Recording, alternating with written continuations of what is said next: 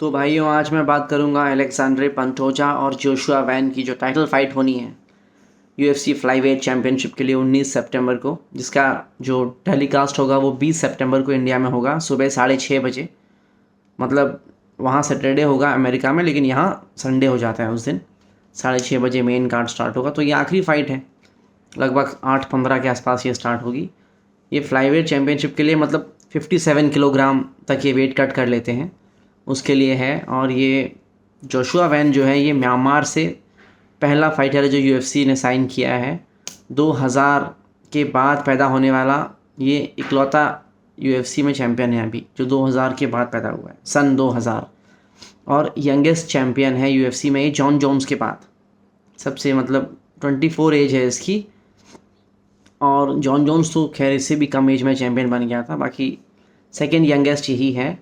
और इसकी highest significant strike है पूरे यूएफसी में, सबसे ज़्यादा सिग्निफिकेंट स्ट्राइक है। और स्ट्राइक एक्यूरेसी भी इसकी सबसे ज़्यादा है पूरे यूएफसी में। बहुत ही ज़बरदस्त स्ट्राइकर है। अभी तात्सुरो ताइरा को इसने फिनिश किया था नॉकआउट से, जो कि बहुत अच्छा जापानी फ़ाइटर है, बहुत अच्छा फ़ाइटर है।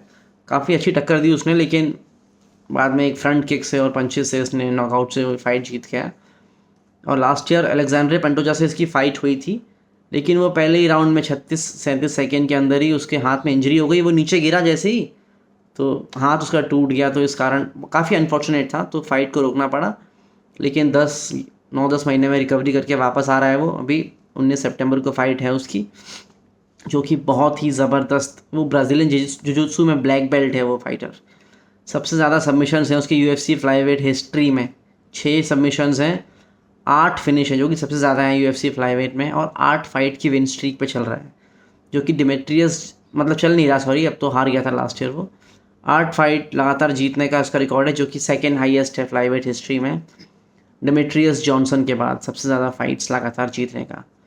तो बैक लेना उसकी सबसे बड़ी स्किल है। अगर डिस्टेंस क्लोज हुआ, अगर जोशुआ वैन ने अपना डिस्टेंस सही से मैनेज नहीं किया और टेक डाउन डिफेंस अच्छा नहीं दिखाया, और उसने अगर बैक ले ली, तो फिर वो रियर नेकेड चोक से भी फिनिश कर सकता है। बहुत ही ज़बरदस्त फाइटर है।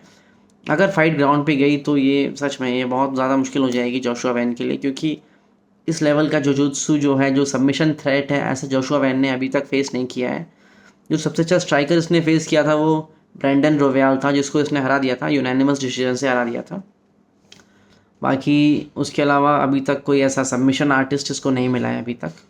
और रही बात इसकी अलेक्जेंड्रे पंटोजा की, तो ये ब्रेंडन मोरेनो को हरा के चैंपियन बना था, जो कि बहुत अच्छा फाइटर था। 2023 में उसने हराया। उसके बाद 4 बार टाइटल डिफेंस भी कर चुका है अपना, 4 बार टाइटल डिफेंड कर चुका है, जिसमें से काई कारा फ्रांस को इसने हराया है, काई असाकुरा को इसने हराया है। तो अच्छे अच्छे फाइटर्स को हरा चुका है ये। और 35 साल की एज में ये इकलौता ऐसा आदमी है जो फ्लाईवेट हिस्ट्री में चैंपियन बना है, मतलब चैंपियनशिप फाइट जीता है जो आदमी 35 साल में। बाकी वेट डिवीजन में तो ऐसा हुआ है, बाकी फ्लाईवेट में आज तक कोई चैंपियनशिप फाइट नहीं जीता है 35 साल की एज में। 1990 में पैदा हुआ था, तो अभी 36 साल एज हो गई है इसकी।